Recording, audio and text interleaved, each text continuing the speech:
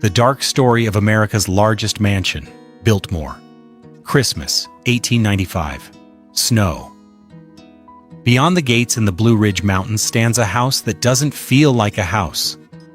A palace spread across 4 acres under one roof. 35 bedrooms, 65 fireplaces. Beautiful. Yes. But that's just the facade. Behind these walls are hundreds of invisible hands, boiler rooms, laundries, long corridors for the staff, coal and steam. The bills pile up like a snowstorm. Then, taxes, the Great Depression, empty halls. To save the dream, the family must open their private world to crowds. A museum instead of a home. Tourism instead of quiet. And there's more.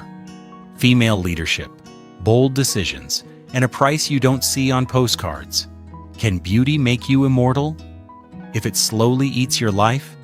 And the real question, who actually paid for Biltmore? And how much does this dream cost today? If you enjoy deep investigations into Gilded Age architecture and the families who built it, please like, subscribe, and tell me in the comments which house to explore next. Your support makes these detailed stories possible. Thank you for being here. Let's begin. Christmas morning, 1895. The Blue Ridge Mountains hold snow like a secret. The air tastes of wood smoke and pine. Beyond Asheville, North Carolina, past forests that run for miles, a private road climbs. Iron gates, a curve upward, and then a residence that refuses the word house, Biltmore. It rises from the hillside like a fragment of the Loire transplanted to America. Limestone walls, steep slate roofs, towers and turrets catching the winter light. 4 acres under one roof. 35 bedrooms, 65 fireplaces. A banquet hall whose ceiling soars roughly 70 feet. A library holding about 10,000 volumes. Beneath the stone and oak, a marvel of modernity for 1895. Electric light throughout, elevators, central heating from massive boilers, refrigeration, fire alarms, and call buttons set into the woodwork of principal rooms. Numbers signal magnitude, but they do not deliver the sensation. Stand in the entrance hall and look up. Stone climbs for 3 stories. A barrel-vaulted ceiling carries carved oak and painted detail, polished marble underfoot. Stained glass filtering winter daylight. The architecture is staged to overwhelm, to announce that you have stepped into something deliberately extraordinary. Step past the showpiece rooms, the library, the winter garden with its glass roof and fountain, the banquet hall with its triple fireplace, and the other face appears. Behind the beauty lies infrastructure. Deep in the basement, boiler rooms, the size of small factories, burn coal to feed the heating system. The laundries run industrial machines. Storerooms hold linens. China, crystal, and silver in careful order. The kitchens are laid out not for a family, but for an operation. There are servants' quarters and a servants' dining room, servants' staircases, narrow and unadorned, hidden from guests. Long service corridors, painted institutional green and lit by bare bulbs, weave a second circulatory system through the building. Staff move along these arteries unseen, so fires are lit before dawn. Water runs hot before anyone wakes, and breakfast appears the moment it is wanted. Biltmore employs well over 100 people: maids, footmen, cooks, laundresses, stable hands, gardeners, foresters, drivers, electrical engineers to tend the wiring and generators, plumbers for the intricate indoor pipes, still rare in the rural South. Each post has a purpose. Remove one, and the mechanism falters. The cost of keeping Biltmore alive is heavy. Coal comes in by the ton. Provisions are purchased in bulk or produced on the estate. Wages go out every week. Maintenance never stops. A structure of this size always asks for attention. Leaking slates, hairline cracks in plaster, a pipe that gives way in a cold snap. The heating plant alone demands daily checks and seasonal overhauls. Christmas of 1895 is a triumph. Music rings in the winter garden. Garlands and candles dress the public rooms. Guests arrive by train, then ride by carriage along the winding approach. After dusk, the building glows with electric light, a beacon against the mountains. For a handful of days, the dream feels whole. Under the celebration, a quiet pressure gathers. The house is magnificent, and it is also a machine that eats resources at a pace difficult to sustain. The beauty is real.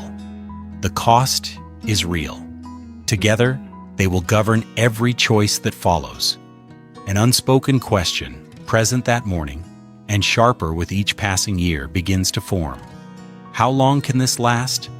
To understand what comes next, you have to understand who made this place and why. Let's go back to the beginning. The man who conceived Biltmore was not what you might expect. George Washington Vanderbilt II was born in 1862 into America's wealthiest family. His grandfather, Cornelius Vanderbilt, the Commodore, built a transportation empire of steamships and then railroads. The fortune was staggering. By the time George received his share, the Vanderbilt name signified power, influence, and money on a scale few American families had ever approached. But George was different from his brothers. While older siblings raised palaces in Newport and New York, hosted glittering parties, and chased society's approval, George disappeared into books. He was shy, soft-spoken, uneasy in crowds. He reportedly spoke 8 languages. His passions ran to art, literature, horticulture, and forestry. He collected rare volumes with the intensity others reserved for racehorses. He traveled often, mostly to Europe, studying architecture, visiting great estates, and absorbing how buildings and land could function as a single, purposeful whole. By his mid-20s, he had decided on something his brothers did not want. Not a showpiece for entertaining, but a private retreat, a working estate, a place to read, think, manage forests scientifically, and live quietly amid beauty and order. The question was, where? In 1888, George visited Asheville, North Carolina with his mother. The town lay in a valley ringed by the Blue Ridge Mountains. The air was cool and clean, a draw for wealthy northerners escaping summer heat. The scenery was dramatic. The Southern Railway had recently extended service there, making it reachable without making it crowded. George was captivated. He began buying land, not a token plot for a summer cottage, but thousands of acres. Parcels accumulated, farms, wooded hillsides, eroded fields logged or exhausted by careless cultivation, and then abandoned. In time, the holdings exceeded 125,000 acres, nearly 200 square miles, an area larger than many European principalities. The plan took shape steadily. George wanted a house that married European architectural tradition to modern American technology, grand enough to hold his art and library, yet practical. A year-round residence, not a seasonal ornament. He wanted the estate to support itself, farms to produce food, forests managed on scientific principles to yield timber without ruin. A model of what disciplined stewardship could do? The vision was ambitious. The vision was also expensive. George understood that. The family fortune, carefully invested, produced reliable income. In 1888, it seemed reasonable to believe he could fund both construction and ongoing operations. The initial budget for the house was reported at roughly $5 million, well over $100 million in today's terms. And that was only the beginning. To bring the idea into the world, George needed expertise he did not possess. He needed architects, a landscape mind, engineers, and managers, people who could translate intention into stone, wood, water, roads, and working systems. He turned to 2 men whose names would become inseparable from Biltmore's story. The first was Richard Morris Hunt. America's leading architect. Trained at the École des Beaux-Arts in Paris, the first American to do so, Hunt designed mansions for New York's elite. Blending French Renaissance forms with modern construction, he understood scale and proportion, and how to make a building feel at once historic and current. When George approached him about Biltmore, Hunt was in his 60s, at the height of his craft and reputation. The second was Frederick Law Olmsted, the landscape architect behind Central Park and dozens of other landmark projects. Olmsted was 70 when George hired him.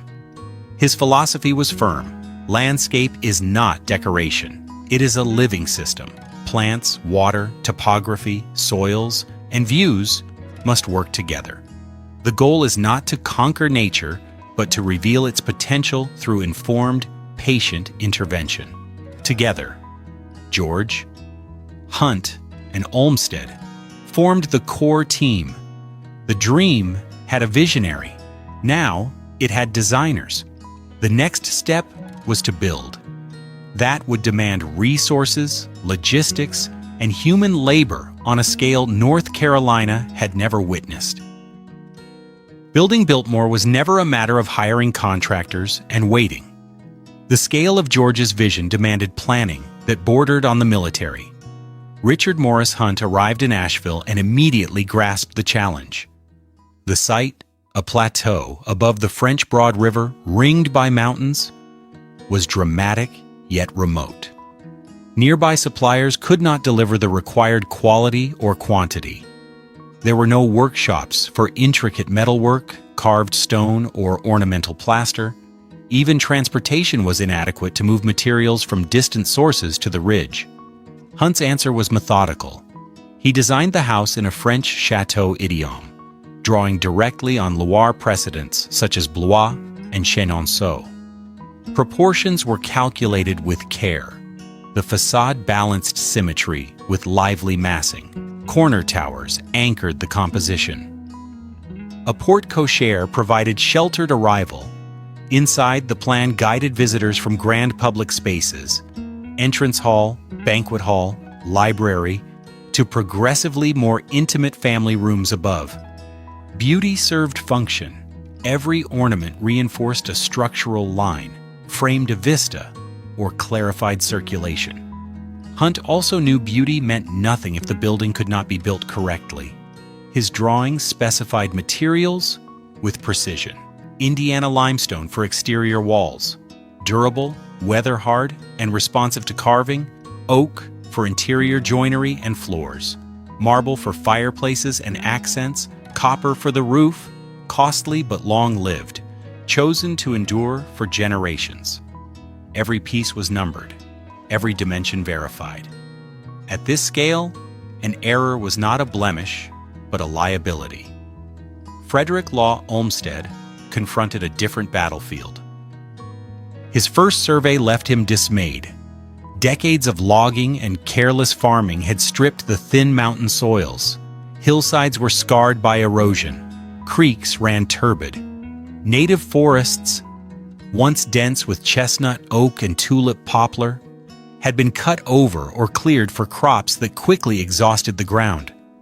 The landscape was ecologically injured and visually tired. Olmsted's approach was restorative. He refused to ring a mansion with ornamental garnish and call it a landscape. He set out to heal the land. His plan called for large-scale reforestation. Hundreds of thousands of trees placed deliberately, with native species prioritized. Erosion control would come through terracing, contour plantings, and ground covers. The approach road, ultimately roughly 3 miles long, would wind gently through recovering forest, revealing vistas in measured sequence and building anticipation. Close to the house, Host's formal gardens would supply structure and color. Beyond them, a managed working forest would demonstrate that beauty and productivity could coexist. Both men understood that vision required infrastructure. George approved the outlay. A private spur of the Southern Railway was driven straight to the site. A brick kiln on the property fired millions of bricks for interior walls and chimneys. A woodworking mill turned timber into flooring, panels, and trim. A stone yard dressed limestone blocks. Temporary housing went up for laborers. At the project's peak, more than 1,000 men worked on the hill. The workforce was diverse. Stonemasons from Italy brought old-world cutting and setting techniques. Carpenters from Asheville and the surrounding mountains practiced in the region's hard hardwoods, shaped the interiors. Brickmakers, plasterers, painters, glaziers, and metalworkers added their disciplines. For many locals, it was steady pay on a job unlike anything the region had seen, and the pace tolerated no carelessness. The logistics were staggering. Limestone blocks weighing hundreds of pounds traveled from Indiana by rail, then moved by wagon from the spur to the plateau.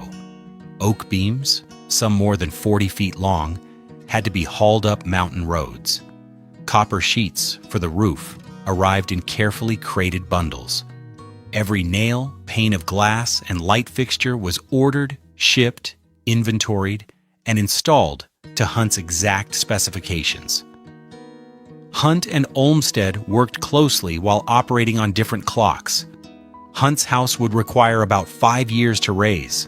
Olmsted's forest would take decades to mature. Both men knew they were making something meant to outlast them. A question neither voiced publicly, but both understood lingered. Could even Vanderbilt wealth sustain ambition at this scale indefinitely? Construction began in 1890. The house would open for Christmas of 1895. What unfolded across those 5 years was equal parts artistry and endurance. The work began with earth and stone. Before Hunt's chateau could rise, the ground had to be made ready. The chosen plateau stood high above the river valley, but its surface was irregular. Crews cut foundations deep into the mountain soil. The basement level would carry the estate's organs. Boilers, coal bins, laundries, storerooms. So the excavation was extensive. Tons of earth moved by hand, by mule-drawn cart, by sweat. Then came the stone. Limestone reached the spur by rail from the Indiana quarries, every block numbered and tagged to Hunt's drawings. These were not uniform rectangles. Many arrived pre-carved, arched surrounds, ornamental brackets, rosettes. Stonemasons set each piece methodically, course by course, following the plans. Mortar was mixed on site. In fair weather, the walls climbed a few courses a week. Rain and mountain cold slowed the lift. Precision was the rule. Hunt required tight joints and true lines. The Italian masons worked with techniques honed over generations, cutting to carry load, bedding voussoirs so an arch locked itself, carving profiles that would weather with grace. Speed was never the point. The mandate was centuries. As the exterior rose, other crews threaded the interior with systems. Biltmore would have electricity. Still a luxury in 1890. Wiring had to be pulled before plaster. Standards were young and inconsistent, so engineers designed a bespoke system with a generator in a separate building to cut fire risk. Major rooms received electric light. Bedrooms got call buttons. The technology was modern. Installing it inside a structure dressed like the Middle Ages was an intricate puzzle. Heating was equally demanding. Central heat, rare in any residence and almost unheard of at this size, meant massive boilers in the basement circulating hot water through miles of pipe to radiators in every room. Insulation, pressure regulation, and constant tending were essential. Coal deliveries became routine. Engineers had to be on staff year-round. Comfort carried a standing price, steady fuel, steady oversight, steady expense. Woodwork added another tier of craft. Oak, chiefly American white oak, provided strength and figure. The library alone required carved paneling from floor to ceiling, a hand-worked ceiling, and a concealed spiral stair to the upper gallery. Carpenters labored for months on that single room. The banquet hall's triple fireplace rose nearly to the rafters, marrying carved stone and oak. Bedrooms received custom joinery. Bathrooms, several dozen in all, took tile underfoot and on walls, porcelain fixtures, and hot and cold running water. The human cost is hard to tally. The labor was punishing. Stone dust burned lungs. Heights were unforgiving.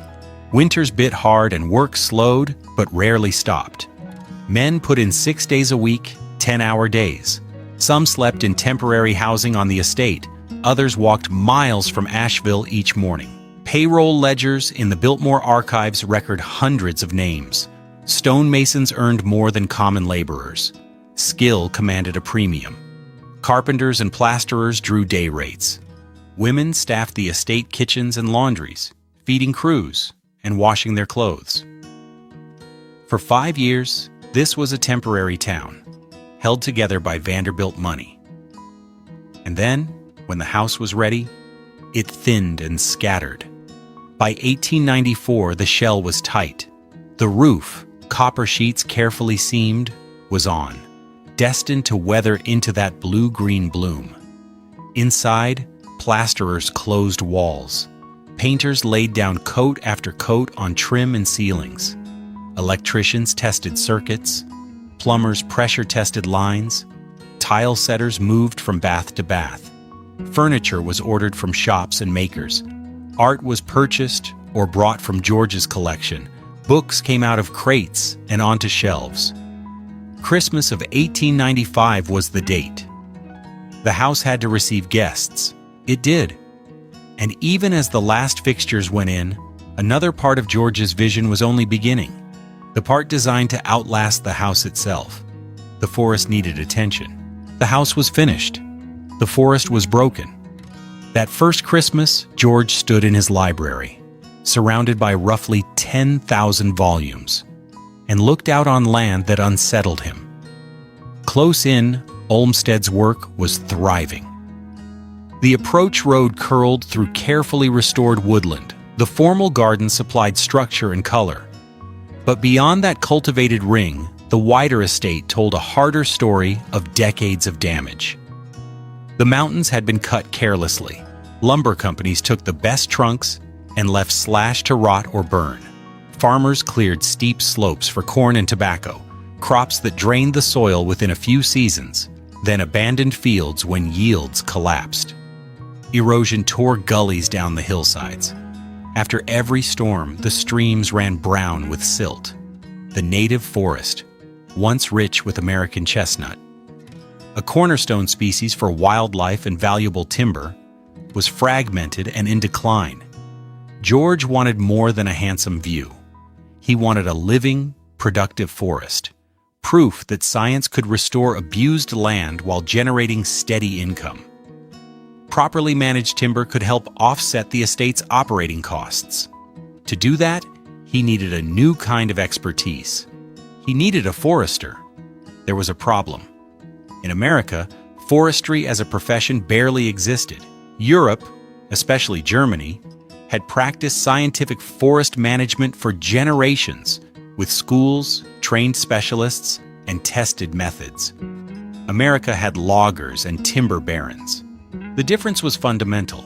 Logging extracted and moved on. Forestry managed for the long term. George consulted Olmsted, who recommended a young American just back from European study, Gifford Pinchot. Pinchot was 26 when George hired him in 1892, even before the house was complete, and he was eager to put European methods to work on American ground. Pinchot surveyed the estate and saw both a mess and a gift. The mess was the condition of the land. The gift was the sheer scale. Roughly 125,000 acres offered room to experiment, to adapt European techniques, and to model what American forestry could become. His approach was systematic. First came a full inventory. What species were present? Where were healthy stands? Where was natural regeneration taking hold? Which areas were most degraded? The survey took months. Crews walked tract after tract, marking trees and logging measurements. And then came management choices. Pinchot introduced selective cutting.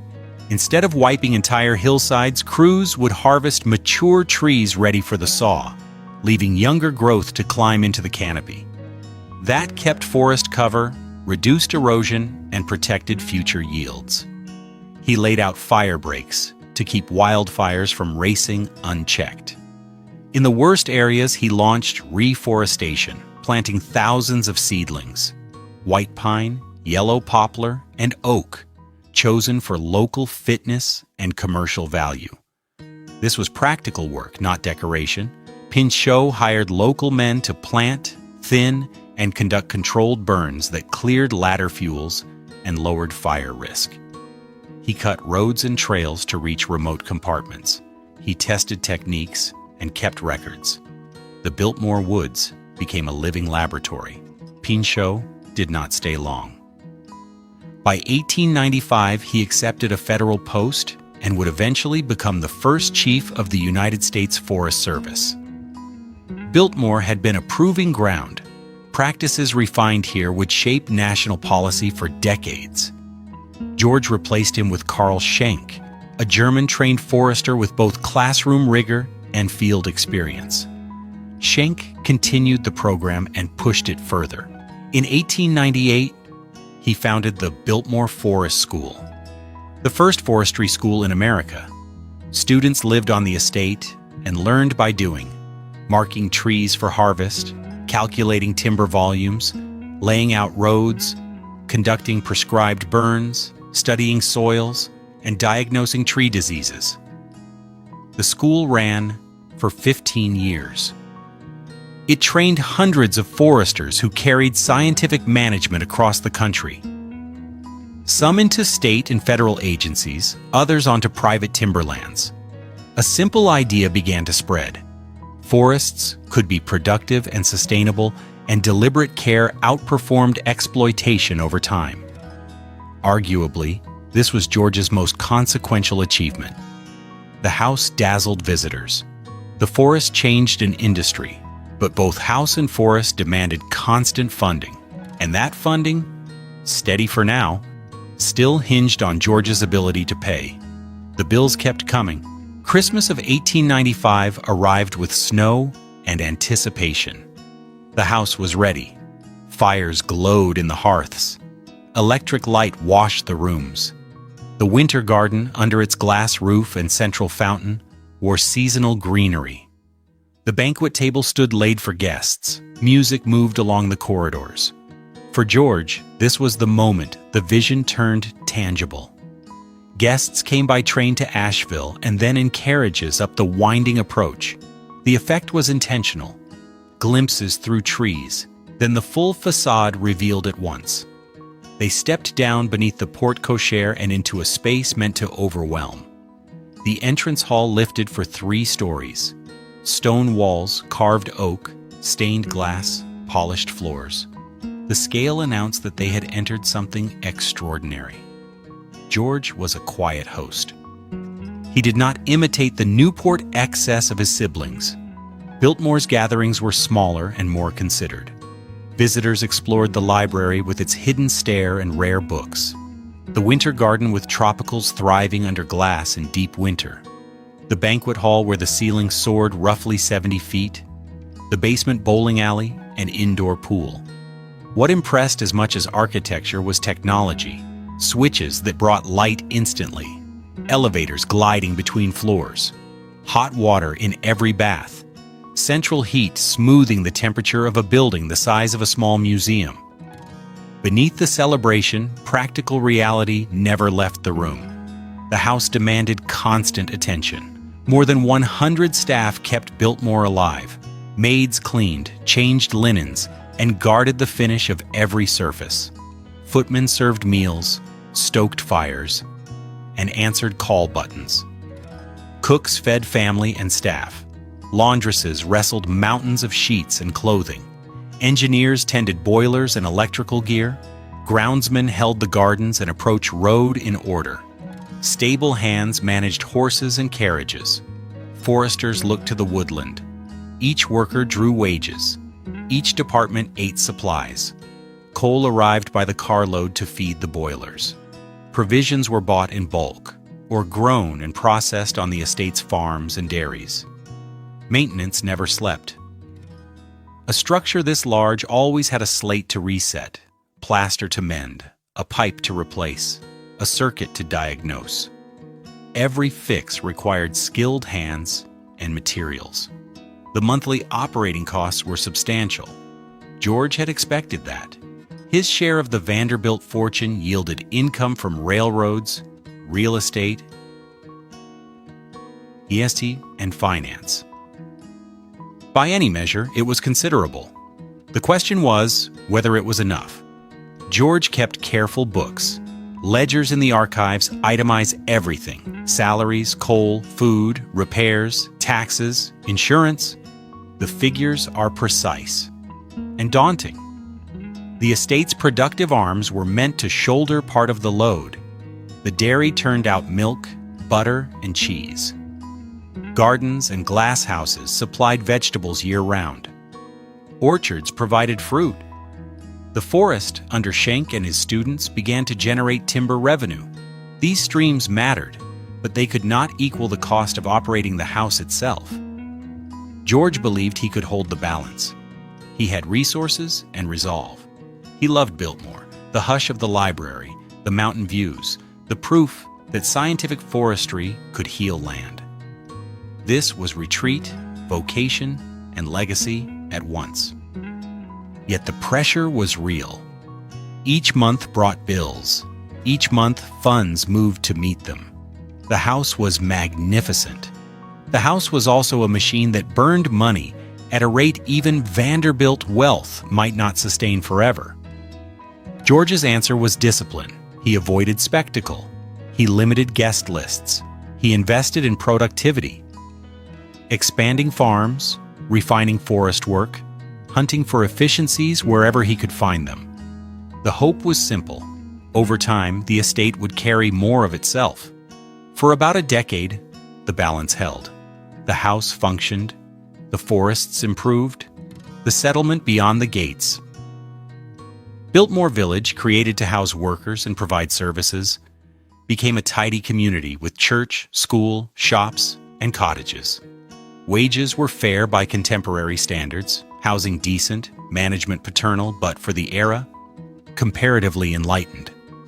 The estate looked stable. The dream looked sustainable. Then forces beyond George's control began to change the math. The years after that first Christmas settled into rhythm. George never meant Biltmore to be ornamental. From the start, his vision included productivity. The estate would be beautiful, yes, and it would work. Farms would supply food. Forests would yield timber. The land would help pay its way, or at least shoulder a meaningful share of its own upkeep. The farms expanded steadily. The dairy grew into one of the largest in North Carolina. Jersey cows grazed along the French Broad River pastures. Milk was processed on site, some for household and staff, the balance sold in Asheville. Butter and cheese added steady revenue. Quality stayed high because George insisted on modern sanitation and proper animal care. Practices still uncommon in much of the rural South. Vegetable gardens and glass houses fed the kitchens year-round. Tomatoes, lettuces, cucumbers, beans, roots put by for winter. Orchards gave apples, peaches, and pears. Hogs and chickens supplied meat and eggs. The aim was practical self-sufficiency, cutting exposure to outside suppliers and volatile prices. In the woods, Schenck kept the forestry program on course.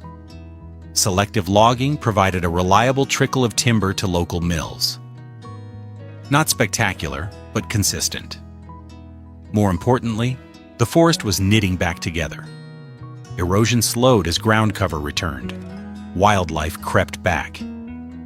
Reforestation plots from the 1890s matured into sound young stands. Biltmore Village, the community George built beside the gate, became a small model of planned development. Richard Sharp Smith, Hunt's supervising architect, set an English cottage vocabulary. brick and stucco, slate roofs, humane proportions. A church, a school, a hospital, shops for goods and services, cottages for workers and their families.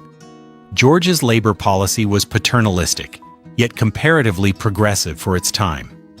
Wages arrived reliably. Housing was kept in good repair. The school educated workers' children without charge. Medical care was available. George believed well-treated workers were more productive and loyal. It was sound business as much as charity. The result was a community whose living standards outpaced many southern mill towns and mining camps. Social life at Biltmore stayed intentionally restrained. George married Edith Stuyvesant Dresser in 1898, and she shared his preference for quiet over spectacle. They entertained selectively, small dinners, weekend guests, an occasional concert in the Winter Garden. Nothing like the costumed extravaganzas in Newport where orchestras played till dawn. Restraint was partly temperament. George truly preferred books to crowds, and partly arithmetic. Every grand ball burned through thousands of dollars. Every house party pulled in extra staff, extra food, extra coal. Operating costs were already heavy. Unnecessary display only worsened the math. Daily operations ran on choreography. Staff worked in shifts so fires were tended, call buttons answered, and meals prepared around the clock. A household manager coordinated schedules and standards. Edith oversaw domestic arrangements with the housekeeper. Linens, china, menus, guest rooms. Detail by detail. The estate functioned like a contained town.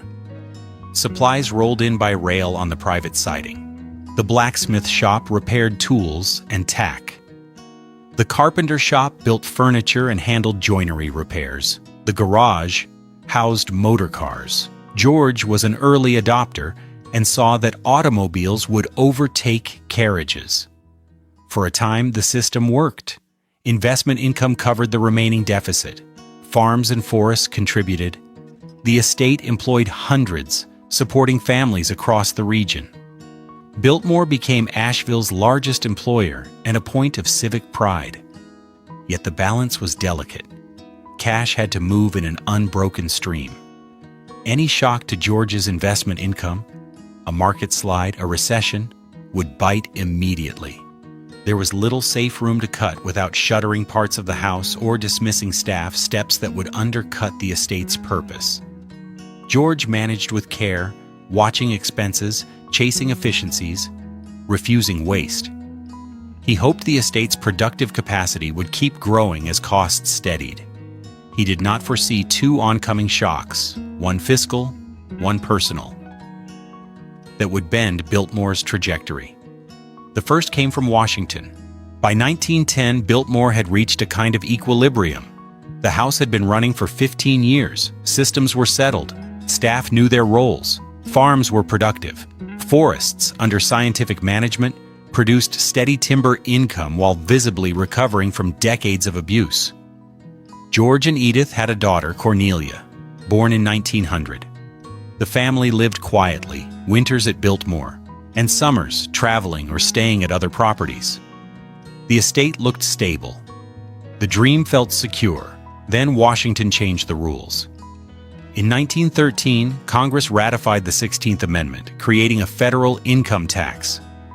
Until then, wealthy Americans paid little direct tax to the federal government. Local property taxes existed, but income largely went untaxed, the ground on which the Vanderbilt fortune had accumulated and grown. The income tax changed the math. A significant share of George's annual income, the money that carried Biltmore's operating costs, now went to the federal government. Rates began low and rose quickly for top earners. Each year, George transferred substantial sums to Washington, dollars that had previously covered coal, salaries, and repairs. The effect was immediate. The careful balance of income versus expense tipped. Operating costs did not fall. The house still demanded fuel, labor, maintenance, and supplies, but the money available to meet those costs shrank. George read the ledgers with mounting concern. Cuts would be necessary. Where to cut? Every department felt essential. Dismissing staff would cripple operations. Shuttering rooms would undercut the estate's purpose. Trimming farms or forests would reduce the very revenue that helped. George began to adjust. Travel was curtailed. New purchases were deferred. Non-critical maintenance was postponed.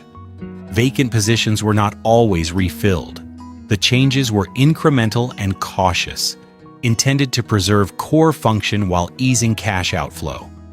He believed he could steer through. The tax was permanent, but the estate could adapt. Productivity could climb. Expenses could be shaved. With time, a new equilibrium might emerge. Time ran out. In March of 1914, George traveled to Washington, District of Columbia, for medical consultations. He had been struggling with health issues, complications from appendicitis, by most accounts. The condition worsened abruptly. Surgeons operated in emergency. George Washington Vanderbilt II died in Washington on March 6, 1914. He was 51 years old. The news reached Biltmore by telegram. Staff, village, and region felt the shock. George had been a quiet presence, yet his vision shaped everything. The house, the forestry program, jobs, and civic support. His death opened a void. For Edith, the loss was intimate and operational. She had lost her husband and inherited a strained enterprise. George's will left Biltmore to Edith for her lifetime, then to their daughter Cornelia. The bequest included all assets: house, land, farms, forests, and all obligations. Edith sat at George's desk in the library and studied the numbers. The picture was sobering. Monthly operating costs were large and largely fixed. Farm and timber revenues helped but did not close the gap. The difference had always come from George's investment income. That income still existed. His estate was substantial. But federal income taxes and the costs of settling the estate reduced what was available. The arithmetic was blunt. As then operated, Biltmore cost more to run than it generated. Without significant change, the estate would draw down capital until within a decade perhaps funds would be exhausted. Edith faced a choice. She could attempt to preserve the estate exactly as George envisioned, likely ending in bankruptcy and forced sale, or she could make hard decisions now, while options remained, to ensure that something endured. She was 43 years old, a widow with a teenage daughter and an estate that employed hundreds. The responsibility was immense. But Edith was pragmatic, intelligent, and tougher than many realized. She began to plan. Edith understood what many wealthy widows of her era did not. Sentiment could not pay bills. She loved Biltmore. George had built it as his life's work, and she had helped make it a home. But love would not keep the boilers firing or the staff paid. The estate was bleeding cash. Without decisive action, everything George created would vanish within a few years. The first step was assessment. Edith hired accountants and lawyers to examine the books end to end. Their findings confirmed her fears. Annual operating costs hovered around $250,000, roughly $7 million in today's currency. Revenue from farms, the dairy, and timber covered perhaps 1/3. The remainder depended on investment income already diminished by federal taxes and by the costs of settling George's estate. The arithmetic was unforgiving. At the current pace, capital would be spent within a decade, sooner if major repairs or a downturn struck. Once funds were gone, creditors and tax collectors would move. The estate could be seized and auctioned. Edith weighed her options. She could liquidate everything at once, live comfortably elsewhere, and close the chapter. Many advisors urged exactly that. She refused. Biltmore was more than memory. It sustained hundreds of families in a region with limited opportunity. The house itself was irreplaceable. a pinnacle of Gilded Age architecture, filled with museum-grade art and furnishings. So she split the problem. The house and its immediate grounds were the irreplaceable core, the part of George's vision worth saving. The vast forest holdings, while important, were negotiable. In 1915, Edith opened talks with the federal government. The United States Forest Service, newly established and for a time led by George's former forester Gifford Pinchot, was seeking large tracts for national forests. The land George had assembled and managed scientifically was exactly what the government wanted: contiguous acreage with proven potential for sustainable management. The process took time. Surveyors had to mark lines. Boundaries required verification. Appraisers set values. Lawyers on both sides worked through terms. Congressional appropriations and politics added complexity. The sale closed in 1916. Approximately 86,700 acres, nearly two-thirds of the original estate, transferred to federal ownership. The government paid a fair figure, though less than George had invested in purchase and improvement. The transaction formed what became Pisgah National Forest, named for Mount Pisgah, the peak visible from Biltmore's terraces. The sale achieved Edith's main objective. It generated capital to retire debts and build a cushion for what remained. It also ensured that George's forestry experiment, the work launched by Pinchot and advanced by Carl Schenck, would continue under federal care. The Biltmore Forest School closed. Schenck returned to Germany, but the forest itself would be protected and managed on principles George had championed. Edith retained roughly 8,000 acres around the house and village. Still substantial, but manageable. She could concentrate resources on the core without the crushing expense of administering tens of thousands of acres. Next came operational cuts. Headcount fell gradually through attrition and targeted layoffs. Edith tried to soften the blow. Severance where possible, letters of reference, help finding work. Departments were consolidated. Household staff shrank from more than 100 to roughly 60. Still large but sustainable. Maintenance was triaged. Essential systems, heat, electricity, plumbing, went to the front of the line. Cosmetic work waited. Unused wings were closed. Vents were shut to save coal. Formal gardens were simplified to reduce labor and inputs. Edith cut her own spending sharply. Guest lists narrowed. Entertaining became rare. Travel turned minimal. She focused on Cornelia's education and on keeping the estate solvent. Her method was calm and unsentimental. She kept detailed ledgers, reviewed accounts monthly, and questioned every expense. Restoring Biltmore to George's full vision was no longer feasible. The goal was lean continuity, a smaller operation that could live within its means. Through the 1920s, the strategy held. The estate stabilized. Bills were paid. Staff received wages. The house was maintained, if not lavishly. Cornelia grew up, married, and began a family. Then came 1929.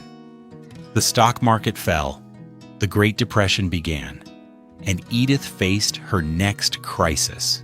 The crash arrived in October of 1929.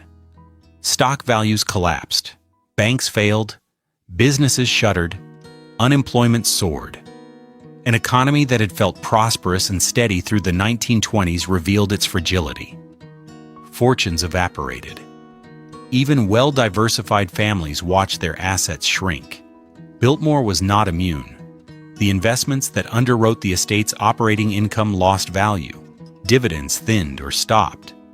The cash flow Edith relied on for wages, coal, supplies, and repairs turned uncertain.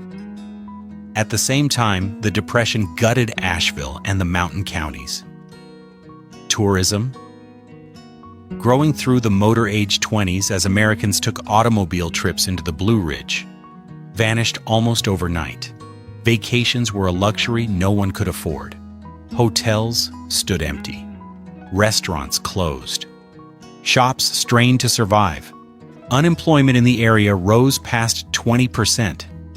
Edith faced a grim ledger. Income had fallen. Expenses, though far leaner than in George's era, remained substantial. The farms and forests produced revenue, but nowhere near enough to fill the gap. Further cuts were possible. Dismiss more staff, darken more rooms, postpone everything but emergency maintenance. Yet there was a floor beneath which the house itself would begin to fail. Stone structures demand constant care. Neglect invites water, water breeds rot, plaster loosens. Small problems become structural. A few underfunded years could require decades and a fortune to undo. Edith considered selling. Brokers proposed breaking up the land for development. But who would buy in a depression? And even if parcels moved, the house would likely be doomed. Too large, too costly to run, impractical for any use but the one George intended. Then someone, the precise source is unclear in surviving papers, suggested a radical step: open Biltmore to paying visitors. For Edith's class and generation, the idea bordered on scandal. Privacy was a creed. The thought of strangers filing past your rooms, studying your possessions, felt unthinkable. Edith was pragmatic. She had already sold 2/3 of George's mountains. She had cut staff, closed wings, simplified operations. Opening the doors to visitors was the next logical adaptation, and it offered something more than relief for the estate. Asheville needed work. If Biltmore drew tourists, those travelers would lodge in local hotels, eat in local restaurants, and shop on local streets. The estate itself would hire guides, ticket takers, and grounds crews. At a moment of near universal idleness, this could put people back to work. She decided Biltmore would open to the public in March of 1930. Preparations were substantial but frugal. Rooms were arranged for viewing. Ropes and barriers guided visitors and protected furnishings. Routes were mapped. Staff trained for crowd flow and questions. Tickets were printed. Notices ran in regional newspapers. Admission was set at $1 per person, high enough to matter, low enough to tempt visitors in hard times. The tour would cover the principal public rooms: entrance hall, banquet hall, library, winter garden, and selected bedrooms. Private family quarters would remain closed. Guests would enter at the front, follow a prescribed path, and exit at the side. The circuit was planned for approximately 2 hours. Opening day carried real uncertainty. Would anyone come? Would people in a depression part with $1 to see a house? Would Americans find the experience inspiring or voyeuristic? Attendance exceeded expectations. Visitors came from Asheville and outlying towns. Some arrived on foot, others by car, a few by wagon. They paid their $1 and stepped into the house George had raised and Edith had fought to keep. They entered the hall and looked up at Stone climbing 3 stories. They stood in the banquet room beneath the triple fireplace and the ceiling that soared roughly 70 feet. They lingered in the library among thousands of books. They studied paintings, tapestries, furniture, and carved details. Some came from curiosity. Some because they had worked on the estate or knew those who had. Some came for hope, to be reminded amid collapse that beauty and craft could still exist. The revenue was modest but meaningful. More important, the model worked. Biltmore had found a new purpose. Not a private home, a museum. The 1930s passed slowly at Biltmore. Tourism brought revenue, not abundance. Visitor numbers rose and fell with the economy.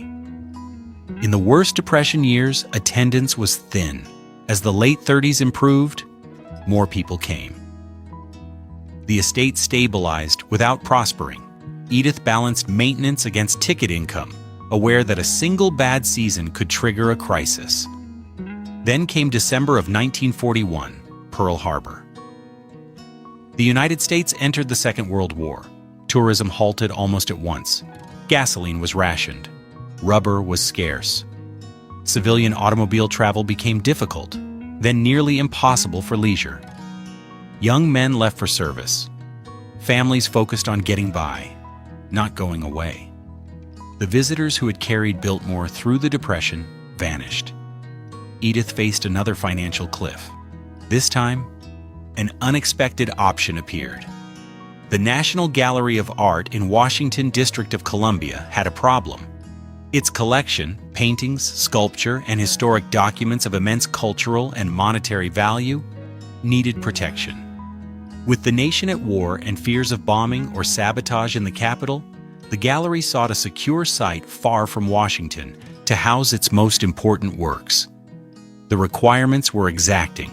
The location needed to be inland, away from coastal threats. It required controllable climate, stable temperature and humidity for fragile art. It needed security, isolation, and restricted access. And it needed space, large rooms, to hold hundreds of crated pieces. Biltmore met every condition. The house sat in the mountains, far from ports and primary targets.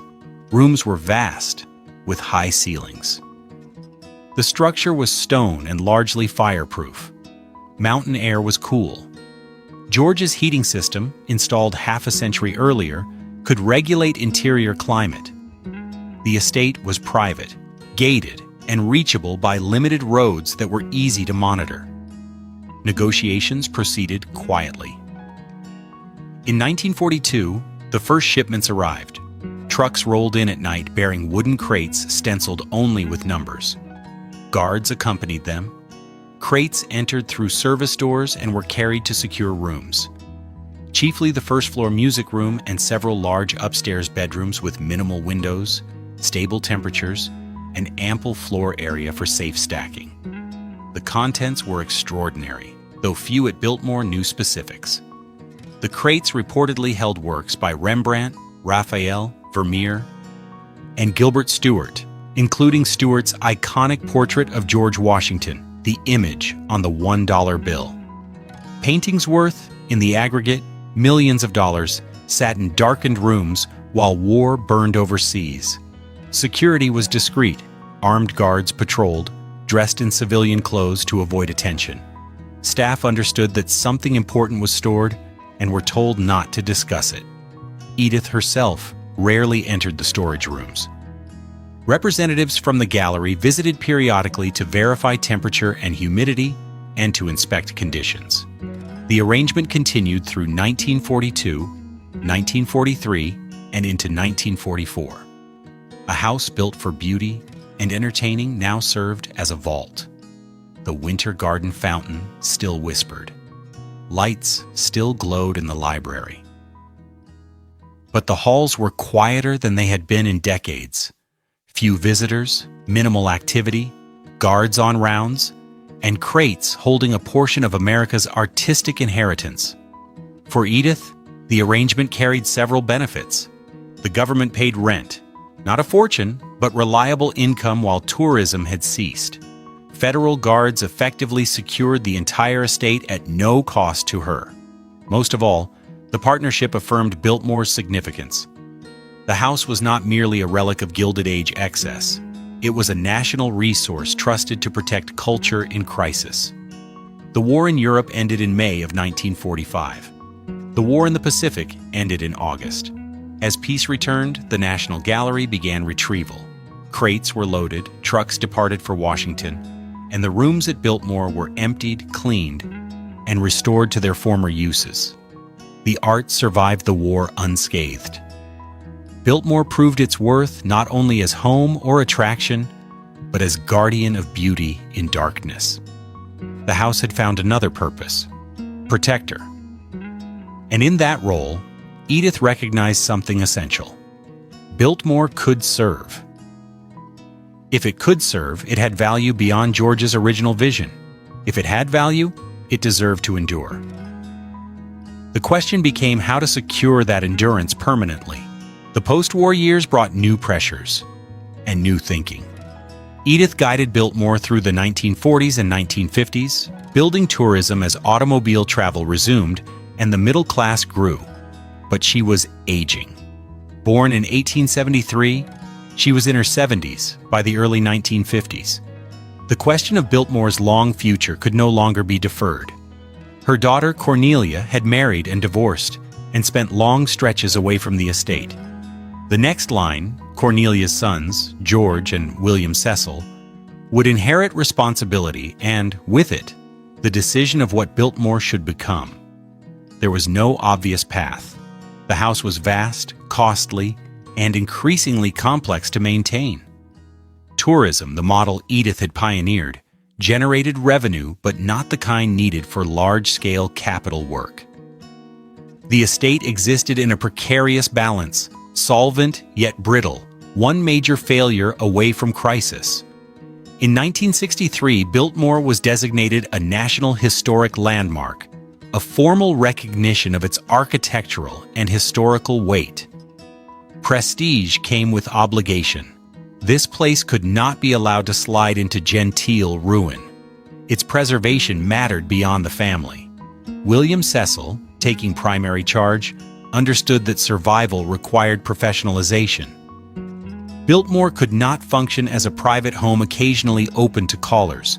It had to operate as a business, a cultural site with professional management, strategic planning, and stable, diversified income. Change arrived deliberately through the 1960s and 1970s. Tourism was expanded and refined. Visitor facilities improved. Marketing grew more sophisticated. The estate began hosting events, weddings, conferences, seasonal festivals, carefully selected to align with the site's character. The winery, launched in 1985, added both a revenue stream and a reason to visit. Farm production continued, now with goods sold directly to guests. Expansion demanded restraint. More visitors meant more wear. Every body adds moisture, tracks grit, and touches surfaces. The task was to maximize income while minimizing harm. Preservation became systematic and continuous. Sections of the copper roof, now more than a century old, required repair or replacement. Limestone needed cleaning and conservation where pollution and weather softened carved detail. Interior oak needed refinishing. Plaster demanded steady patching. Electrical and plumbing systems dating to the 1890s had to be modernized discreetly, retaining historic character while meeting safety and reliability standards. The work was painstaking and expensive. Specialized craftspeople, stone carvers, plasterers, metalworkers, conservators, had to be recruited or trained. Materials were matched to originals. Every project began with research, moved through planning, and ended under tight quality control. Preservation was not a campaign with an end date. It was a permanent responsibility. Modern technology was threaded in lightly. Climate control improved to protect furnishings and art while reducing energy use. Fire suppression was upgraded. Security added unobtrusive cameras and alarms. Solar panels on outbuildings, screened from view, helped lower operating costs without disturbing historic sightlines. The forestry legacy continued. Remaining woodlands were managed sustainably, balancing timber income with ecological health. Reforestation and habitat work persisted. The principles established by Gifford Pinchot and Carl Schenck proved durable a century on. By the early 21st century, Biltmore had become one of America's most visited historic houses, drawing over 1 million guests annually. The estate employed approximately 2,000 people, far more than George's original staff, and stood among the region's largest private employers. The economic impact across Asheville and western North Carolina was substantial. The transformation was complete. Biltmore began as one man's private refuge. Realized with Gilded Age capital, it survived through adaptation. Edith's hard choices, the family's willingness to share what had been private, and the clear-eyed recognition that preservation requires public access professional operations, and diversified income. The house George built for quiet and study now serves millions. The forests he healed for science now invite hikers and naturalists. The estate that once strained a fortune now sustains livelihoods. The lesson is plain. Beauty by itself is not enough. Grand visions need resources. Resources without adaptation guarantee failure. Biltmore endured because its stewards were willing to change its purpose while protecting its essence. Who paid for Biltmore? Workers who built it. George, who funded it. Edith, who saved it. Visitors who sustain it. How much does the dream cost? More than money. It costs vision, sacrifice, adaptation, and the humility to let great things live by learning to serve. The house survived because it learned to serve. If you enjoy deep investigations into Gilded Age architecture and the families who built it, please like this video and subscribe to the channel. Your support makes these detailed stories possible. Tell me in the comments, which historic house should we explore next? The Breakers in Newport, Hearst Castle in California, Lyndhurst on the Hudson, or perhaps something unexpected, a forgotten mansion with a story waiting to be told? These places aren't just buildings, they're chapters in America's story, built by real people, paid for with real costs, and preserved through real struggle. Every mansion has its shadows. Every dream has its price. Thank you for watching. I'll see you in the next investigation.